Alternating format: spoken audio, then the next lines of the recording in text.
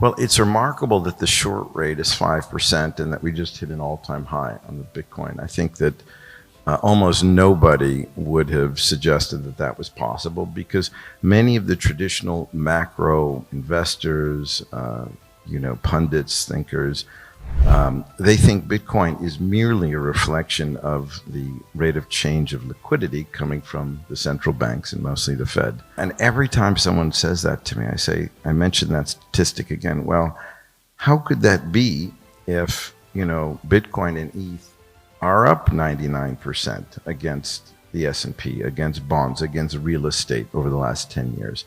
How could it be? There's an independent driving fundamental that's driving this whole asset class. And so I think in the very short term, the move from 0 to 5 partially drove the bear phase.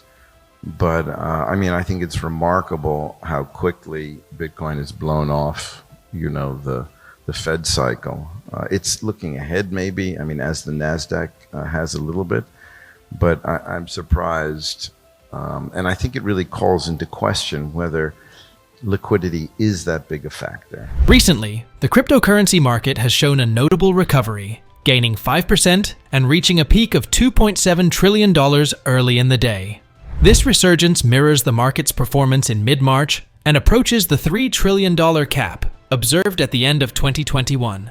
The pace of this recovery, faster than previous declines, signals strong potential for further growth in the sector. Bitcoin, the leading cryptocurrency, has once again crossed the $70,000 range, sparking curiosity about its ability to surpass previous highs of $73,000.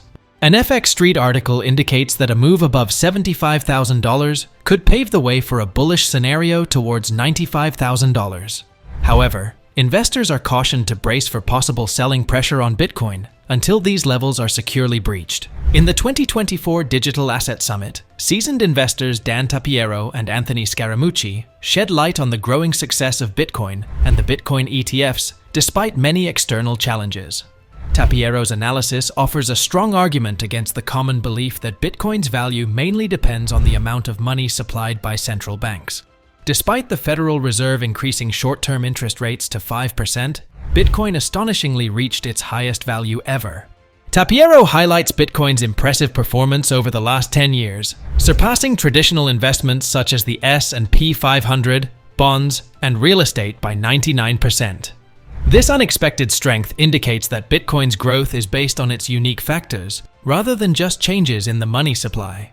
This leads to a reconsideration of what influences Bitcoin's value and how it might be protected from the usual ups and downs of the economy. We will now bring you more clips from the summit, where Dan Tapiero talks about Bitcoin's recent performance and its potential price after the halving, in a discussion with Anthony Scaramucci.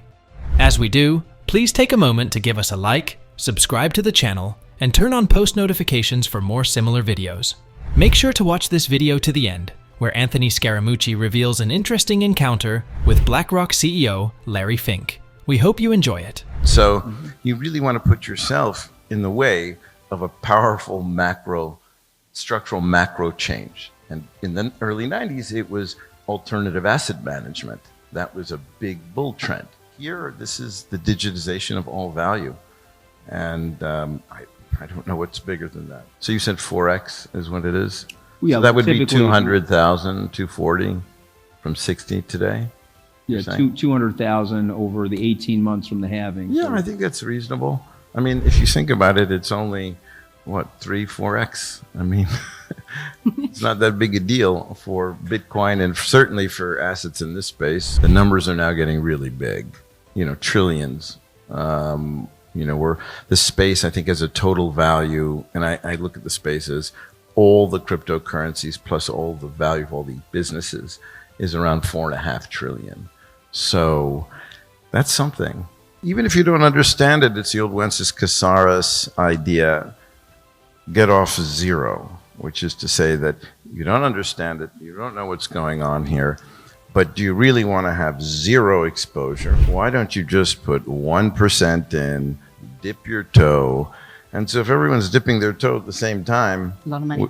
Right, and I think that's what's going on. There's a natural progression. People buy Bitcoin initially, They see it, hopefully it moves up, they have it in their account, maybe they forget about it, it's doing something, then they look at Ethereum, and then that's usually the next one.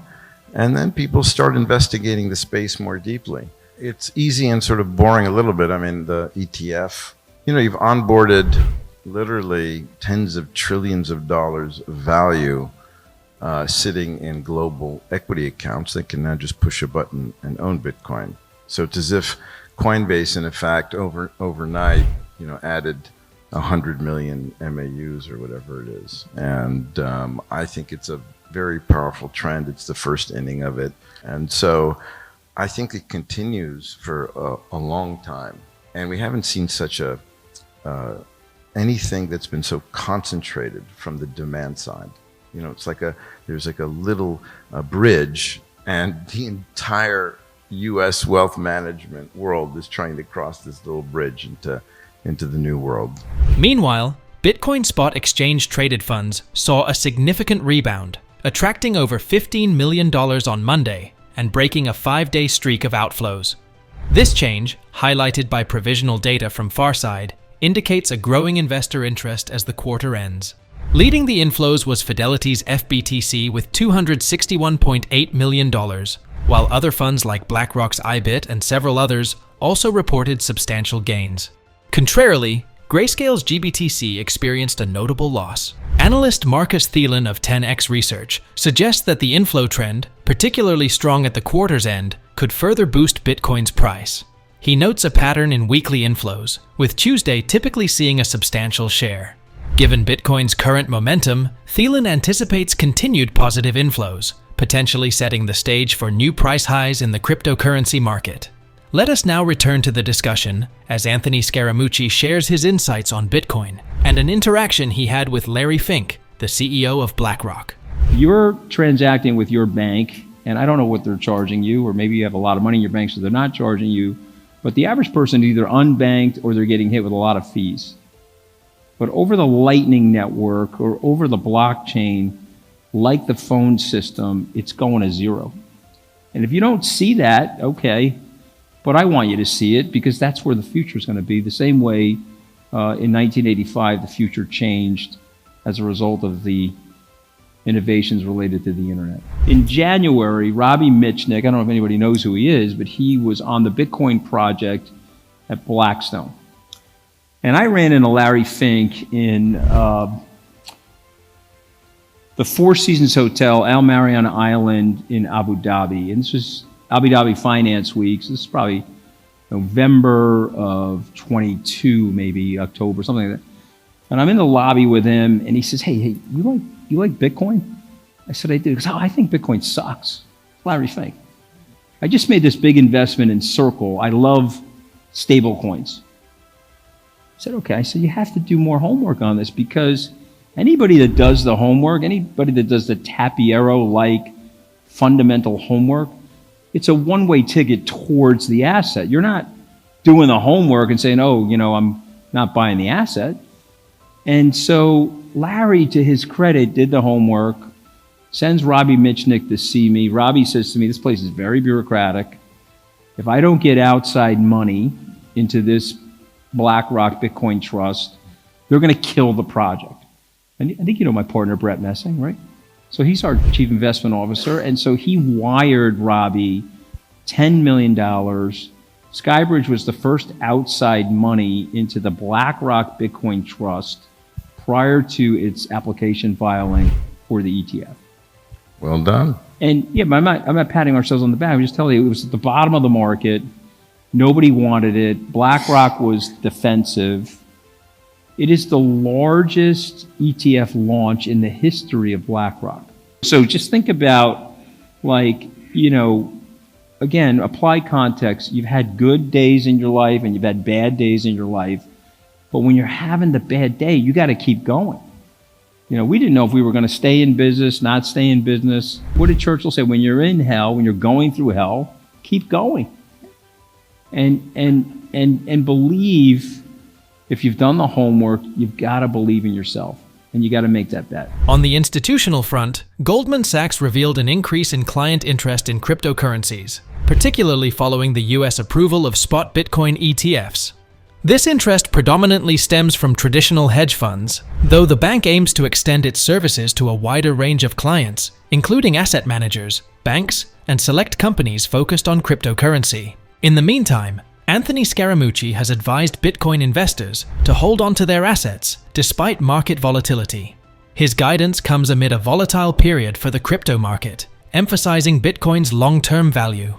Adding to the market's dynamic nature, COMEX, a cryptocurrency exchange, announced an unexpected closure on May 10th. Binance attributed the shutdown to COMEX's failure to meet its obligations related to a deal to sell its Russian business to Binance. This combination of a market rebound, growing interest from institutions, and changes in the market highlights how the cryptocurrency market is continuously evolving and can be unpredictable. Among these dynamics, Bitcoin's notable success stands out as a key driver of interest in the sector.